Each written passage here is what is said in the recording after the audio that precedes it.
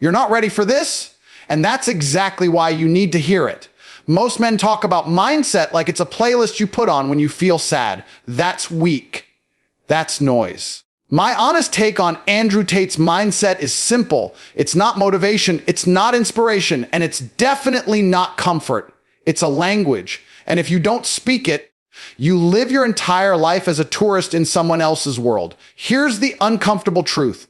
When people hear mindset, they think positive thoughts and fake confidence. That's not what this is. This is speaking in tongues, not the soft, religious nonsense people misunderstand, but the idea that you are operating on a frequency most men don't even know exists. While they're speaking excuses, you're speaking control. While they're speaking fear, you're speaking dominance. While they're asking for permission, you're issuing commands. Different language, different reality. Andrew Tate's mindset is about one thing: absolute internal authority. You don't negotiate with your weakness. You don't debate with your emotions. You don't ask your comfort zone for approval. You tell your body what to do. You tell your mind where to focus. And you tell the world how it's going to treat you. That's the language shift. Most men are bilingual in excuses and self-pity. Powerful men are fluent in discipline and execution. Speaking this language changes everything because it rewires your identity. When you stop translating your thoughts into something society finds acceptable and you start thinking in pure results, your behavior changes automatically. You wake up different. You walk different. You tolerate less nonsense. You stop explaining yourself. You stop chasing validation. You don't need applause when you have progress. This isn't motivation. This is transformation through control. The weak will say this mindset is toxic. Of course they will. Slaves always hate the language of kings because it exposes their chains. Discipline feels like oppression only to men who are addicted to comfort. Control feels like cruelty only to men who have never controlled anything in their lives. When you speak this tongue, you don't need to be understood. You need to be effective. Most men destroy their own lives because they treat mindset like an emotion instead of a command system. They wait to feel ready. They wait to feel confident. They wait for some invisible switch to flip inside their chest before they act. That hesitation is not harmless. It's weakness disguised as patience. Power doesn't come from feelings. Feelings are unreliable, inconsistent, and easily hijacked by fear. A man who builds his life on feelings is building on sand. The strongest men on earth don't ask themselves how they feel. They tell themselves what happens next. That's the difference. Their inner voice doesn't whine, negotiate, or ask for mercy. It gives orders. When the alarm goes off, the command is simple: move. When the work gets heavy, the instruction is clear: continue. When fear shows up, it's acknowledged and ignored. This isn't motivation. This is operational language. The same way soldiers don't debate commands in combat, dominant men don't debate their own standards. Most people speak to themselves like victims. I'm tired. I'll start tomorrow. I deserve a break. Listen carefully to that internal dialogue. It's soft, emotional, and full of excuses. That language creates a weak reality because language shapes behavior. If your internal speech is fragile, your actions will be fragile. Change the language, and behavior follows automatically. You don't rise to the level of your goals. You fall to the level of your internal commands. Here's the uncomfortable truth. Confidence doesn't come before action. It comes after repeated obedience to your own rules. Men who wait for confidence never move. Men who move become confident. That's why powerful individuals sound calm, certain, and decisive. Their inner world is quiet because there is no argument happening inside their head. The decision has already been made.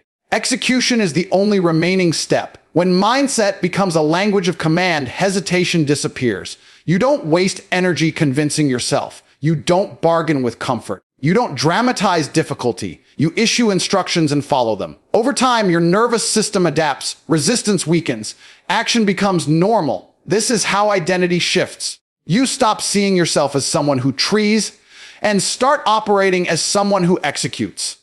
Not because you read a quote, because you enforced a standard. Most men are fluent in excuses because excuses protect the ego. Commands threaten it. A command leaves no escape route. If you tell yourself to act and you don't, you're forced to confront reality. That's why people avoid this mindset. It removes self-deception. It forces accountability. And accountability is terrifying to anyone who has been lying to themselves for years. The world doesn't reward potential. It rewards output. And output only comes from action taken without emotional permission. Once you understand this, everything changes. You stop romanticizing struggle. You stop overthinking decisions. You stop waiting for the perfect mood. You realize that clarity comes after movement, not before it. Men who master this internal language become dangerous in the best way. They are predictable to themselves and unpredictable to others. They don't break promises to their own standards. They don't need supervision. They don't need reminders. Their word to themselves is law, and when a man reaches that point, external control loses its grip, fear loses leverage, doubt loses its voice.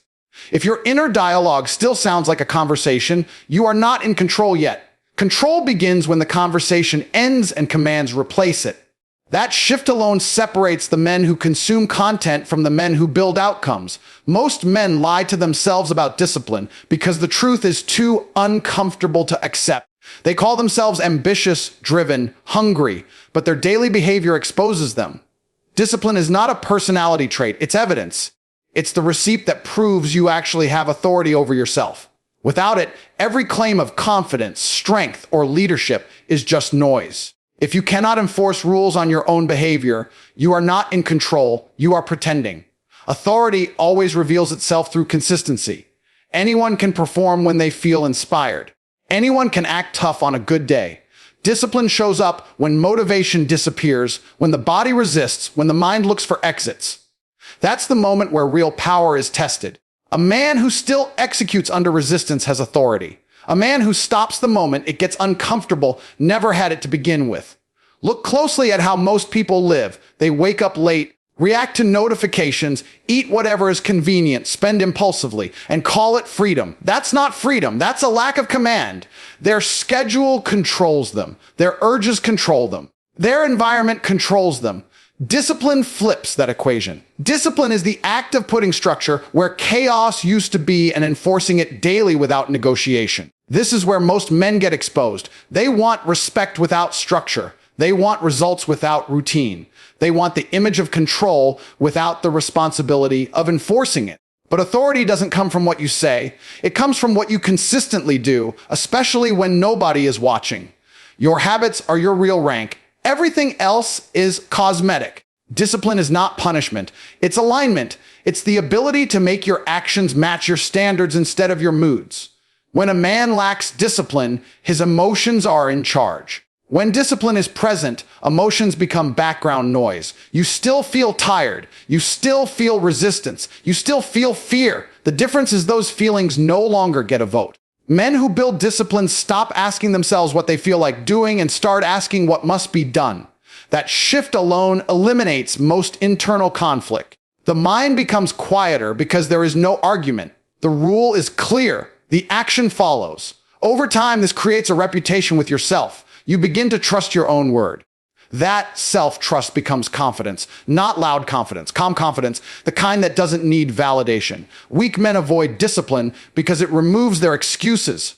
Once you set rules and enforce them, you can no longer blame circumstances. You can no longer hide behind potential. Discipline puts a mirror in front of you every day, and most people don't like what they see. So they distract themselves. They stay busy. They stay entertained. Anything to avoid confronting the gap between who they say they are and how they actually live. The truth is simple and brutal. If you cannot control your sleep, your diet, your time, your money, and your reactions, you are not powerful. You are managed. You are being managed by impulses, habits, and external pressures. Discipline is how a man takes that control back piece by piece. Not all at once, not dramatically, relentlessly. This is why disciplined men intimidate others without trying. Their presence feels solid. Their words carry weight, not because they speak louder, but because their actions have history behind them. People sense when a man follows his own rules. That consistency creates authority without effort. Every empire, every strong body, every sharp mind, every respected name is built on discipline enforced daily. Not discussed, not posted, enforced. And once discipline becomes non-negotiable, confidence stops being something you chase. It becomes a byproduct of living under your own command. Most men don't realize they're being destroyed by comfort because comfort never attacks directly. It whispers. It convinces you that you've earned rest before you've earned results. It tells you that tomorrow is a better day to start, that ease is efficiency, that avoiding pain is intelligence. Comfort doesn't look like an enemy. It looks like a reward. And that's exactly why it's lethal. The moment comfort becomes a priority, standards collapse. You start making decisions based on what feels easiest instead of what builds strength. You choose convenience over control. You choose relief over progress. At first, nothing seems wrong. Life still moves. Bills get paid. Days pass. But beneath the surface, something dangerous is happening. Your tolerance for discomfort is shrinking. And when tolerance shrinks, capability follows. Men don't fail because life is too hard. They fail because they train themselves to avoid difficulty. Every time you skip the hard task, every time you delay discomfort, every time you choose the softer option, you reinforce a pattern. That pattern teaches your nervous system that resistance is a stop sign instead of a signal. Over time, even small challenges feel overwhelming. That's how potential dies quietly. Comfort rewires your perception of effort. What used to feel normal starts to feel extreme. Discipline starts to feel cruel. Structure feels restrictive. Accountability feels unfair. This is how weak thinking forms. Not because someone is unintelligent, but because their environment has trained them to expect ease. A man raised on comfort interprets struggle as danger. A man raised on struggle interprets it as preparation. Look at the men who complain the loudest. They're not oppressed. They're overprotected. Their lives are padded with entertainment, distractions, shortcuts, and escape routes. And yet they feel empty, restless, and frustrated. That's not coincidence. The human system is designed to grow under pressure. Remove the pressure, and the system decays. Discomfort sharpens perception. It forces focus. It strips away nonsense. When you're uncomfortable, you're present. You're alert. You're honest with yourself. Comfort does the opposite. It dulls awareness. It allows lies to survive. It lets you postpone decisions that should have been made years ago. That's why comfort feels good in the short term and disastrous in the long term. Men who chase comfort confuse peace with stagnation.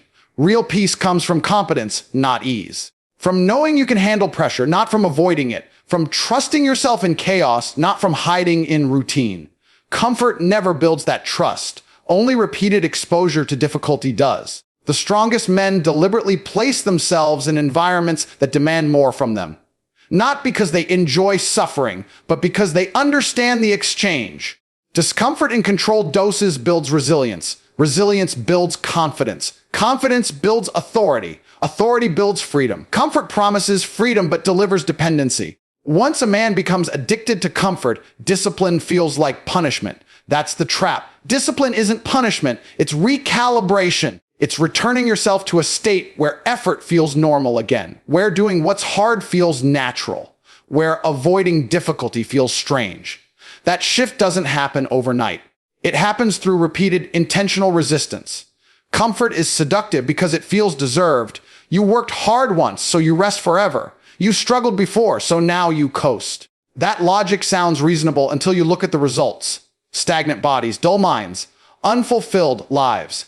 Comfort never asks where you're going. It only cares that you don't feel strain right now. Men who win understand something most never will. Discomfort is not a phase to survive. It's a tool to use. It's feedback. It's refinement. It's proof you're still alive and moving forward. The moment discomfort disappears completely, growth stops. And when growth stops, decline begins whether you notice it or not. If your life feels too comfortable, that's not success. That's a warning. Most men try to change their lives by changing their actions, and that's why they keep failing. They wake up one day and decide to work harder, eat better, think positive, grind more. It lasts a week, maybe two, and then everything collapses. Not because they lack willpower, but because they never changed who they believe they are. Action without identity is temporary. Identity without negotiation is permanent. Your behavior is always loyal to your self-image. Always. You can force yourself to act against it for a short time, but eventually your identity pulls you back to what feels familiar. A man who sees himself as undisciplined will eventually sabotage discipline. A man who sees himself as average will unconsciously avoid excellence. This isn't psychology for comfort seekers. This is how human systems operate. Most people don't fail because they can't do the work. They fail because doing the work conflicts with how they see themselves. Deep down, they don't believe they are the type of person who finishes, who leads, who dominates outcomes. So when pressure hits, the old identity steps in and restores balance by quitting, delaying, or lowering standards. Identity is the operating system. Actions are just apps running on it. You can download new habits all you want. But if the operating system stays the same, crashes are guaranteed. That's why real change starts with a decision that doesn't feel emotional or exciting. It feels cold, final, non-negotiable. The moment you decide who you are, behavior begins to align without constant effort. Men who understand this stop trying to get motivated. They don't say, I'm trying to be disciplined. They say, I am disciplined. Not as an affirmation, but as a rule of standard. A line that doesn't move. When identity is clear, choices become obvious. You don't debate whether to act. You simply act, because acting any other way would violate who you are. This is why identity change feels uncomfortable. You're killing an old version of yourself. The version that made excuses, the version that hid behind potential, the version that stayed small because being small felt safe. The brain resists this because identity equals survival. Change the identity and the brain panics. That panic is not a warning sign. It's confirmation that the shift is real. Most men misinterpret discomfort during change as proof they're doing something wrong. In reality, it's proof they're doing something right. The old identity is fighting to stay alive. It wants familiarity, not progress. It wants comfort, not competence. If you don't consciously choose a new identity, the old one will reassert itself every time life gets hard. Once identity changes, effort decreases. That's the part nobody tells you. Discipline stops feeling like force and starts feeling like alignment. You don't need reminders. You don't need external pressure. You don't need inspiration. You act because it matches who you are. A man who identifies as strong trains, even when tired. A man who identifies as precise handles details others ignore. A man who identifies as dominant does not tolerate chaos in his life. Results always lag behind identity. Always. That delay causes weak men to quit early. They change internally, don't see immediate rewards, and assume it didn't work. Strong men understand the delay is part of the process. They stay consistent because they're no longer chasing outcomes. They're expressing identity. Outcomes follow naturally. This is where real confidence comes from, not from achievements alone, but from integrity with self-image. When your actions consistently match who you say you are, self-respect grows. And self-respect is the foundation of authority. People sense it. Opportunities respond to it. Resistance weakens around it. If you're still relying on effort to hold your life together, you've missed the point. Change who you are, and effort becomes secondary. Identity leads. Actions obey. Most men don't realize how cheaply they've sold their independence. They hand it over in small pieces. Likes, approval, praise, acceptance. Until one day they can't move without checking how it will be received. Validation feels harmless at first. It feels social. It feels human. But underneath it is submission. The moment you need approval to act, someone else owns your behavior. A man who seeks validation is never fully present. Part of his mind is always elsewhere, watching, measuring, adjusting. He speaks but edits himself in real time. He works but wonders if it will be noticed. He makes decisions but second guesses them based on reactions. That split attention weakens everything he does. Power requires focus. Validation destroys it. Needing approval trains you to outsource your self-worth. Instead of asking, is this right? You ask, will this be liked? Instead of asking, does this move me forward? You ask, how will this look? Over time, your internal compass corrodes. You lose the ability to trust your own judgment because you've taught yourself that other people's opinions matter more than your standards. This is why validation is addictive. Every nod, every compliment, every digital signal gives a short burst of relief. But relief is not strength. Relief fades, and when it does, you need another hit. More praise, more recognition, more reassurance. Eventually, you start shaping your entire life around staying approved. That's not living, that's performing. Strong men understand a brutal truth early. No one is coming to certify your value. The world doesn't issue permission slips for greatness. Waiting for validation is a delay tactic disguised as humility. You tell yourself you're being patient, respectful, reasonable. In reality, you're avoiding the risk of standing alone with your decisions.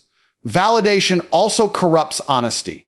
When you depend on being liked, truth becomes negotiable. You soften your opinions, you avoid confrontation, you stay silent when you should speak. You tolerate behavior you know is wrong because challenging it might cost you approval. That silence has a price. It erodes self-respect. And once self-respect is gone, confidence becomes an act. Men who don't need validation move differently. They don't rush to explain themselves. They don't argue to be understood. They don't chase consensus. They state, decide, and act. If others agree, fine. If they don't, also fine. Their stability doesn't come from outside feedback. It comes from internal alignment. This doesn't mean isolation or arrogance. It means clarity. When your standards are clear, you don't need applause. When your progress is real, you don't need to announce it. When your results speak, opinions become background noise. The strongest position a man can hold is quiet certainty. Validation trains men to confuse attention with respect. Attention is cheap. Respect is earned through consistency, competence, and self-command. People may cheer loudly today and disappear tomorrow, but discipline, integrity, and results compound regardless of who's watching. Men who build for applause burn out. Men who build for standards last. There's also a darker side to validation, seeking that most never confront. It makes you manipulable. If someone can influence your behavior by offering approval or threatening its removal, you are no longer free. You are managed. Advertisers know this. Social platforms know this. Weak leaders know this. They don't need to control you with force. They control you with attention. The moment you stop needing validation, a strange thing happens. Pressure drops. Decisions speed up. You stop rehearsing conversations that never needed rehearsal. You stop justifying choices that don't require permission. Energy that was wasted on image returns to execution. Men who abandon validation don't become reckless. They become precise. They choose their values carefully because they know they'll be the ones enforcing them. They accept that not everyone will agree, and they're willing to pay that price. That willingness is rare, and rarity creates authority. If your confidence depends on being liked, it isn't confidence. It's compliance wearing a mask. Most men believe they are making choices, but in reality, they are reacting. Reacting to bills, to deadlines, to messages, to expectations, to pressure they never consciously accepted. That's not decision-making. That's obedience. If you don't command yourself, something else always will. Life hates a power vacuum, and when you refuse to lead yourself, it fills that space immediately. Look at how the average man lives. He wakes up already behind, already stressed, already responding. Notifications dictate his mood. Urgency replaces priority. Other people's demands become his daily agenda. He calls it responsibility, but it's not. It's lack of command. Responsibility chosen is power. Responsibility imposed is control. Self-command starts with one brutal realization: no one is coming to manage your life correctly. Systems don't care about your potential. Employers don't care about your growth. Society doesn't care about your strength. They care about utility. If you don't take control of your time, energy, and direction, they will gladly use it for their purposes, not maliciously. Efficiently, men who lack self-command are always tired, not because they work too hard, but because they work without direction. They expend energy reacting instead of executing. They solve problems they didn't choose.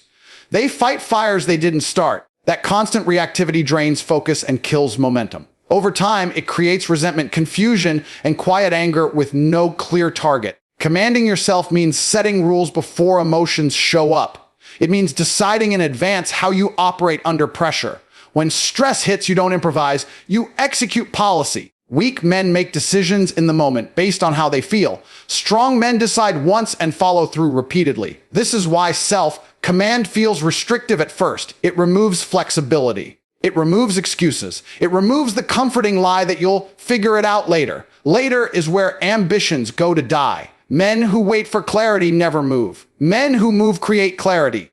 Every area you don't control becomes a lever someone else can pull. If you don't control your money, debt controls you. If you don't control your body, cravings control you. If you don't control your time, urgency controls you. If you don't control your reactions, other people's behavior controls you. Power is not mystical. It's mechanical. Most men avoid self-command because it exposes weakness instantly. The moment you set a rule and break it, there's nowhere to hide, no excuses, no external blame, just truth. And truth is uncomfortable when you've been avoiding it for years. So instead, men stay vague. They keep goals loose, standards flexible, rules optional. That vagueness feels safe, but it's a slow surrender. Men who command themselves become dangerous to systems that rely on passivity. They don't panic easily. They don't rush decisions. They don't crumble under pressure. They don't need constant supervision. They think independently and act deliberately.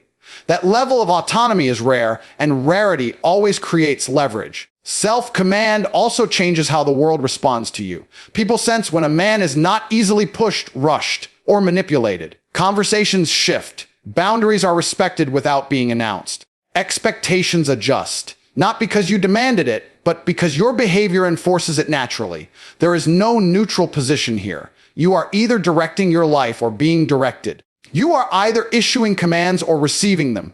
Even doing nothing is a choice, and it always favors external control. The illusion of freedom is strongest in men who have the least of it. Commanding yourself doesn't mean controlling everything. It means controlling what matters, your standards, your responses, your effort, your direction. When those are locked in, chaos loses its power. Pressure becomes manageable. Noise fades. Progress becomes inevitable. A man who commands himself doesn't need motivation. He doesn't need reminders. He doesn't need permission. His life moves because he moves it. And here's the final reality check. If you don't adopt this mindset, someone else's mindset will adopt you. If you don't speak a higher language, you'll forever respond to lower commands, bills, bosses, fear, laziness, and other people's opinions. Power doesn't come to men who wait. It comes to men who decide. So decide, stop thinking like the crowd. Stop speaking weakness. Learn the language of discipline, dominance, and self-command. Because once you start speaking it fluently, the world doesn't motivate you anymore. It moves out of your way.